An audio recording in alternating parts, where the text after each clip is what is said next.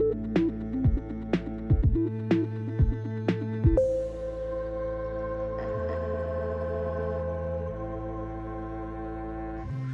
guys, welcome back to Release the Craftin. Priscilla here with another Oracle unboxing, an Oracle deck unboxing. That's what it's called. It's been a minute since I've done one of these, and I actually have a stack of these to do, so I'm trying to get some of them done. And I wanted to get these ones done first because they were sent to me for the specific purposes of my review. So this is the Gothic Witches Oracle. This is a 40-card deck by Raven Digitalis. His team reached out to me. Him and his team over at Crossed Crow Books. They were the ones who sent this to me so I could review it. So I thought I would pop it open and review it for you guys. Now, full disclosure, I have actually opened this and done a review already, but YouTube didn't like that video, so I'm trying it again.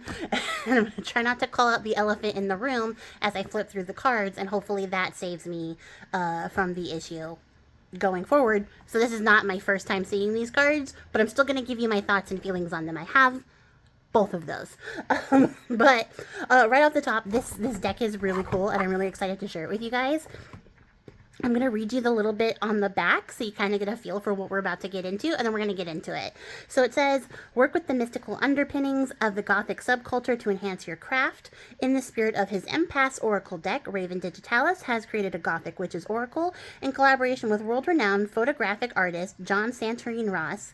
Shadow exploration is an integral part of an advancing on the path of witchcraft. This deck is especially relevant to readers who are not afraid to dive deeper into the workings of the unconscious mind. The art of divination is, by its very nature, an act of exploring the unseen. This deck will take you on a journey to the next level. These 40 cards and accompanying guidebook encourage readers to embrace their own creativity and intuition when performing divination. By exploring the dark and mysterious aspects of life, we can better understand ourselves and discover our unique place in the world. Themes explored in this deck include dark art and self-expression, music as a healing force, exploring labels, the ego and self-identity, death magic and ancestral work, shadow spells and ceremonies, and body modification as sacred ritual, contemplating gender and sexuality, social boundaries, and personal empowerment. So that was a big blurb, but that's what we're getting into, and I'm really excited because I think this deck is so cool. So, you guys, so we have a great, like, book-style box with some, like, little bits and, like, pieces, little photos from the rest of the deck. It's a nice, sturdy little box here, and it comes with a little ribbon to lift out the guidebook, which is ginormous. That's a chunky book, right? We do have little card bumpers in here. I've decided to accept them as ways to protect the cards from getting banged around and not be mad about the space differences. But that is one of those things that I think you guys know if you've been watching my stuff for a while here, drives me insane.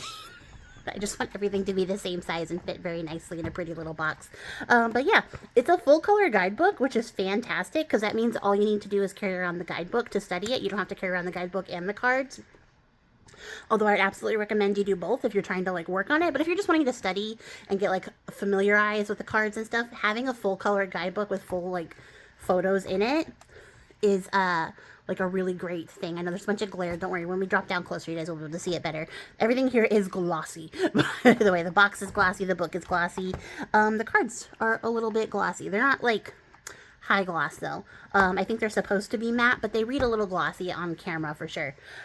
So at any rate, let's get in here. I wanted to show you guys. There's not like a big blurb about the author or anything here. I will say that Raven Digitalis is a published author with several different books on like Gothic witchcraft, shadow work, and being an empath. So definitely check that out.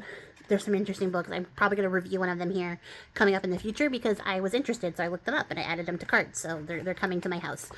And then this is the artist, John Santerineross, and there's a little blurb about him. He does like a photo manipulation style of artwork, which I really love. So I'm really excited to share the artwork in this with you guys.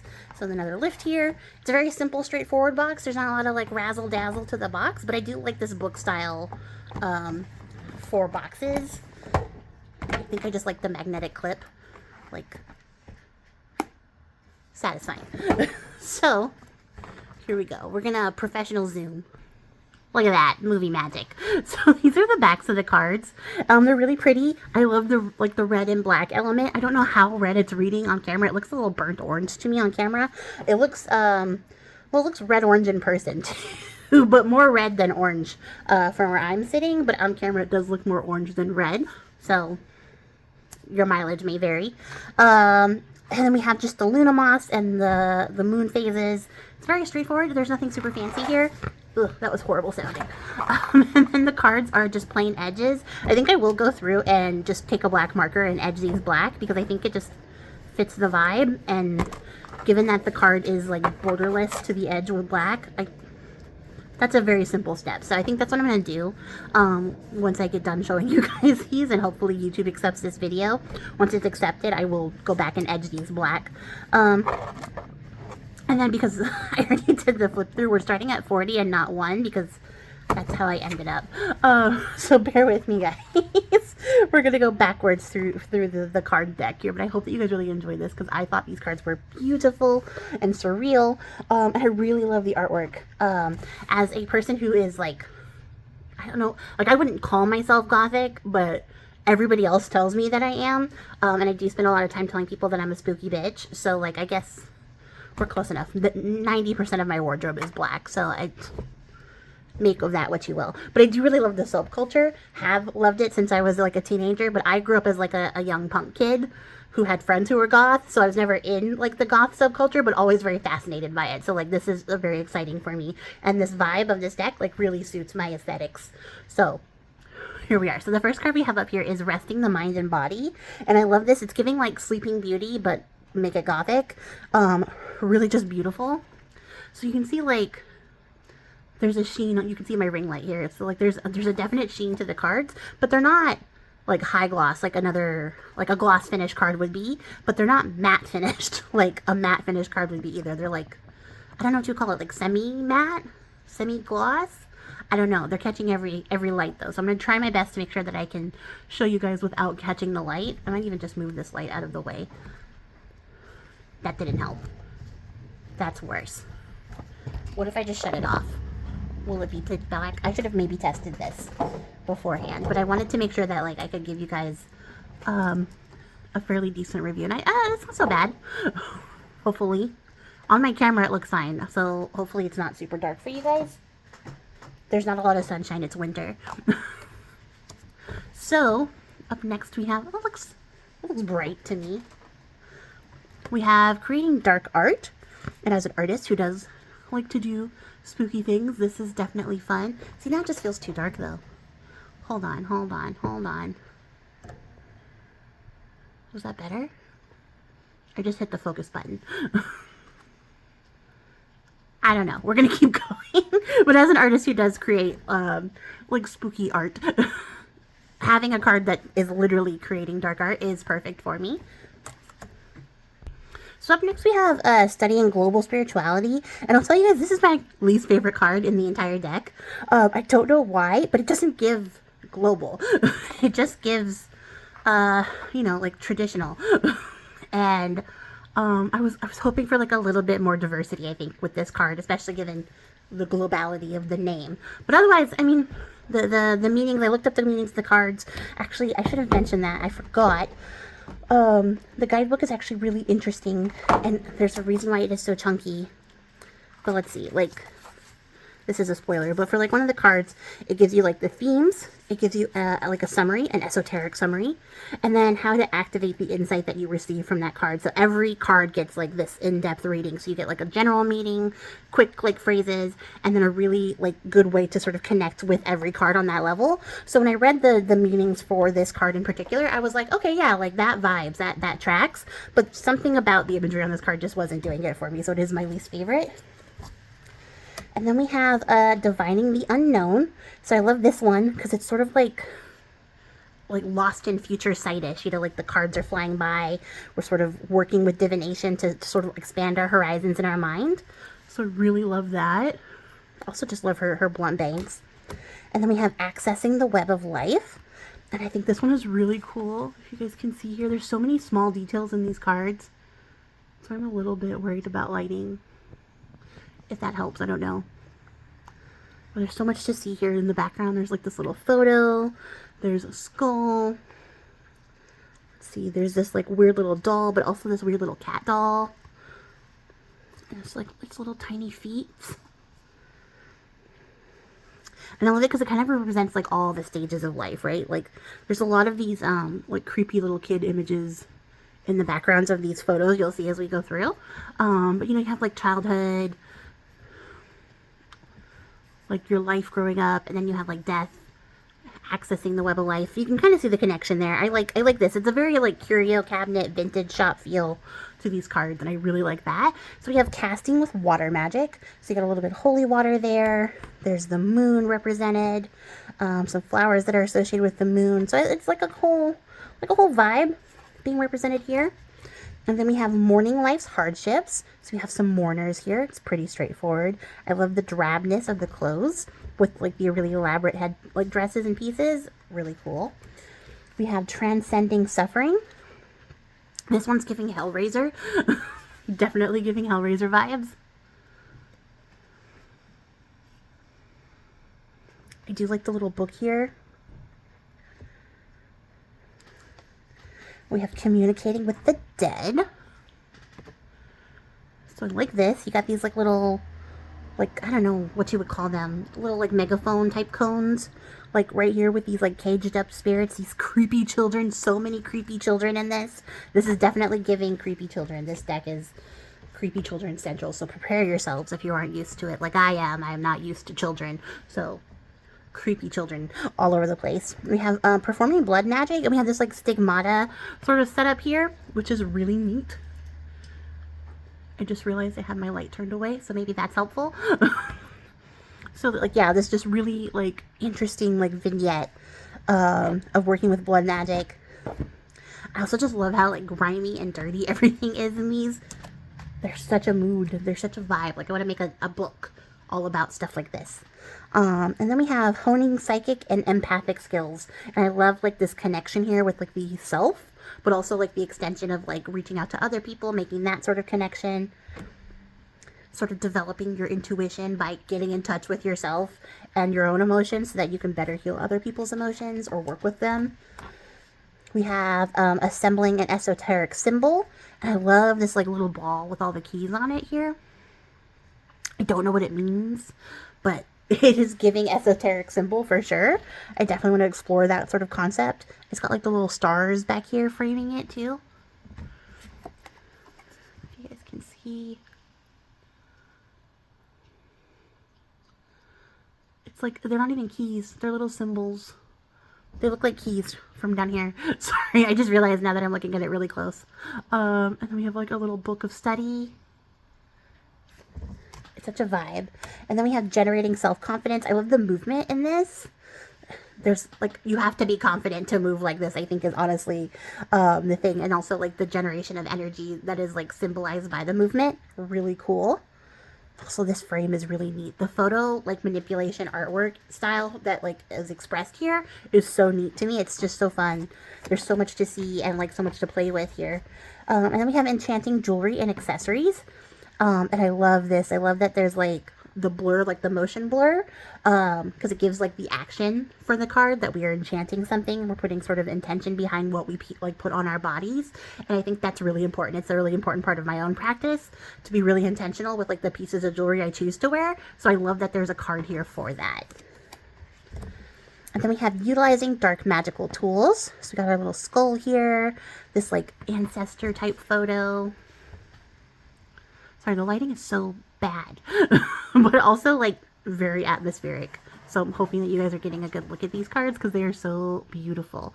They're nice and dark and macabre, and that's my cat scratching a box. She has to make an appearance once I start recording audially. She does not like to be visually seen, but she likes to be heard. We have balancing the natural and the urban. So you have the like overlapping between like city life and nature and stuff here, represented by the cicada blended into this like mixed media art piece. This little like assemblage feature, which is really neat. I would love to make something like this. I have cicadas. I for sure have cicadas to do so. And we have working with nocturnal energies. And this is giving me like nightmare vibes, honestly, because it reminds me of that ghost, the jackal from 13 Ghosts. If you guys have ever seen that, this is what this card reminds me of. So I can only see this as like nightmarish energy. which is not like the intention of this card, like solely to explore into that, but it is what it summons up visually for me in the representation with like the caging and the headpiece and everything. That's what I'm seeing here. And I'm also going to flip it away because that ghost was upsetting in that movie and in this card. And then we have reflecting on vices. And this is really interesting because we have this girl who's like chained to this desk and she's like in front of this TV. So like we have this sort of like the vice being like sloth and being like stuck in a rut and having to reflect on that and break away from those things. Like she's caged up here, but is she the one who caged herself? There's a lot of questions that this card like evokes, so I really like that. I also really like this little like moon and lightning banner. I want this in my house. And then we have loving your uniqueness. And I really like this one because it's like these little tiny tins that have like just her image fixed in there, like her own image in there, but it's also like juxtaposed with this older image of this creepy child that I stole from Belle. That's how Belle says it, although she says it better because her voice is British and so spookier. But whatchamacallit, like it's her image against this sort of like ancestral type image, so it's like your image being passed on from your mother, your mother's mother, also like all the way down the generations coming up to you, and then developing the unique individual that you are, having inherited all those traits. Like that's what I'm reading into this when I'm just looking at this card, so I really love this. Creepy, creepy child. And then we have shattering the mental prison. So here's like another one where like, you know, you see that she's in a cage. It's sort of given like a bit of mime work here. She's like sort of holding herself into this cage.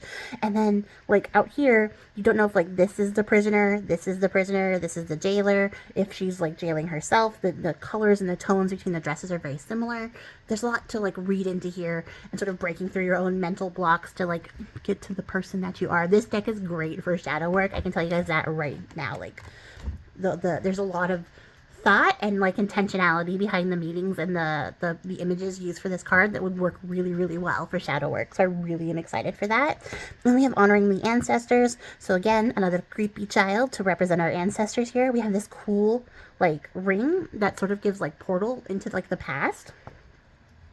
We got another little book here. I don't really know what this is. Oh, it's a person.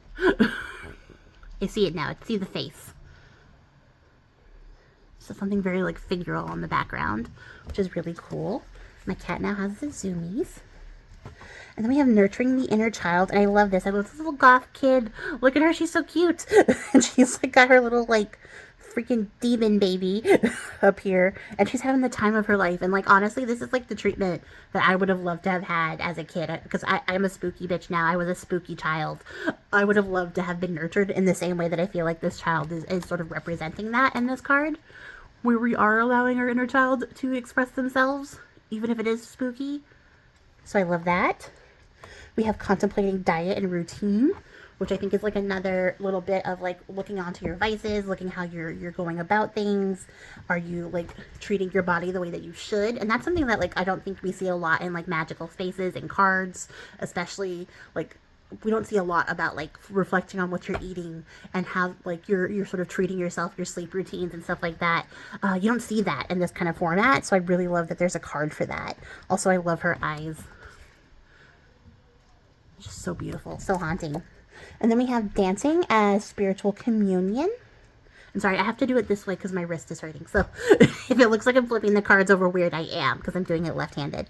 But this is a great one. Also a lot of movement here. I love the fans to sort of take place of the wings, the halo. There's a lot of really great imagery here, which I love.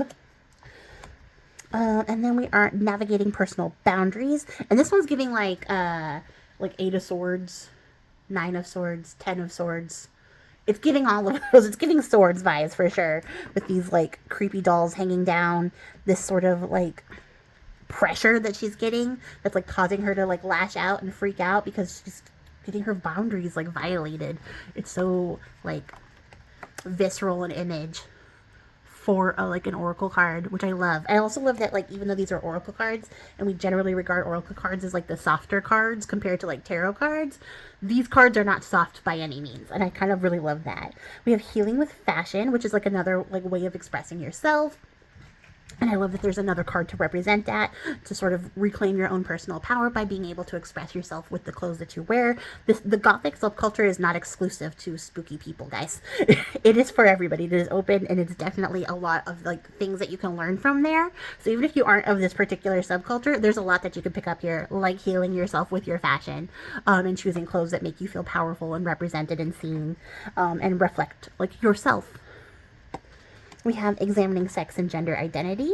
I like this one because there's not like anything that you can glean from this. This is a non-binary represented person. I can't tell like their gender specifically. And then you have like the oppressive force that would make people feel uncomfortable to sort of express their own gender and their sexuality. So I kind of love that this card is here to represent that as well. We have observing the lunar cycle, and you see like a lot of the themes, the stigmata, the moons, the blacked out eyes. There's a lot of that coming through again.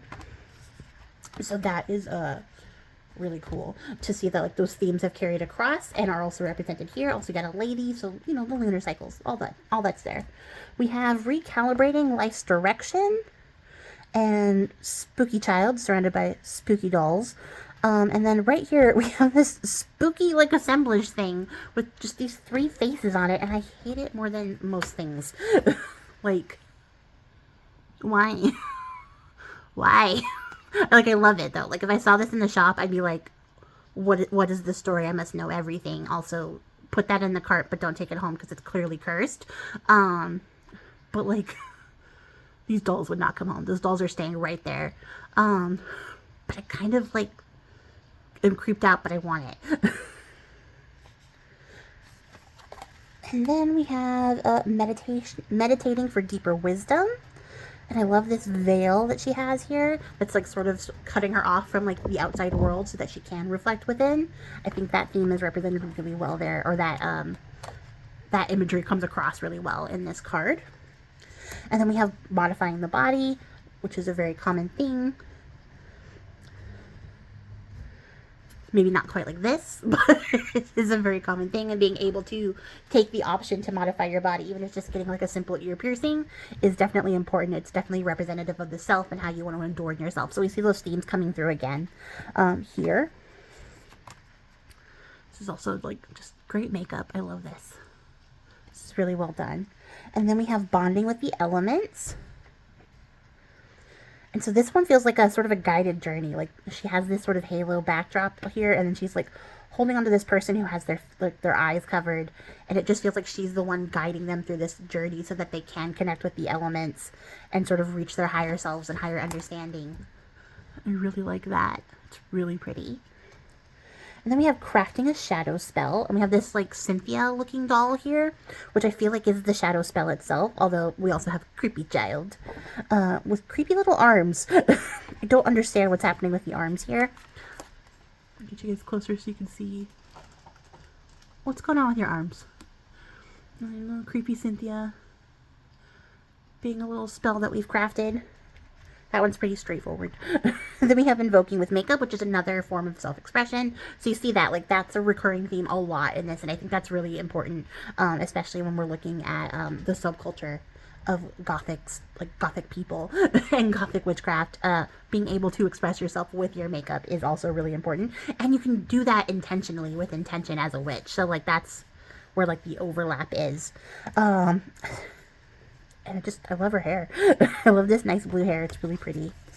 And then we have taming the ego. And like, at first glance, I was like, okay, this is giving like Leo vibes. It's giving solar vibes. There's a lot of like big energy, big passion here. How are we taming this energy? And like, sometimes you don't have to walk back your energy or reduce yourself to tame your energy. You just have to be the master of it. And I think I really like that. I think that's being represented here in the card. So that is really neat. And then we have learning from sorrow. And here, you can see, like, this tragic sort of figure. She's got the tears coming down. She also has, like, a little creepy doll, which is sort of reminding me of the one from What We Do in the Shadows, but, like, creepier. But then, like, here against her reflection, you can kind of see her eyes are looking back at herself. So, like, learning from sorrow, like, being able to look back at herself and the times that she spent being sad and what that means. Sorry, I was looking to see what my cat was doing. And then we have rejecting social conditioning. And like this one's interesting because you can see her mouth is covered. So like she's being silenced by what she's learned, from society here, and having to sort of fight against that. And you can see that in her eyes, that she is prepared to fight against that social conditioning. And then here we have accepting inner beauty. We have this very beautiful card. It's very straightforward. She's a very beautiful woman with nails in her head. There's no questions. I have no questions here. And then we have constructing a shadow shrine, which is so cool. I love this. I have my own little like ancestral altar, but I don't have like a shrine piece here. I don't like work with bones in my own personal practice, but I could emulate this for sure. And I think I want to explore that sometime next year, probably on Patreon. But and then we have embracing musical healing, and like I think anyone who has enjoyed a song that's like really connected with their soul can kind of understand like how powerful music can be. And I sort of like this image of like being puppeted by like our emotions, and like having to embrace those and connect with those, but also like letting music sort of help you move through those feelings, kind of like a puppet. I think I like that. I like what this card is putting down here. But yeah, that is everything. That is the entirety of a Gothic Witches Oracle. Let me know what you guys think in the comments below. Let me know what cards you like the best, what cards you like the least. Was the 13 Ghost card, was that connecting with you? Did you see it? Was there one that just really jumped out at you? I'd be really interested to know. And like, again, thanks to Cross Crow Books for sending me this deck for review. I really, really love it, and I cannot wait to like work with it more and play with it a little bit. But that's gonna be it for me for this one, you guys. I will catch you guys all in the next one. Until then, I appreciate your faces, and happy crafting, guys. Goodbye.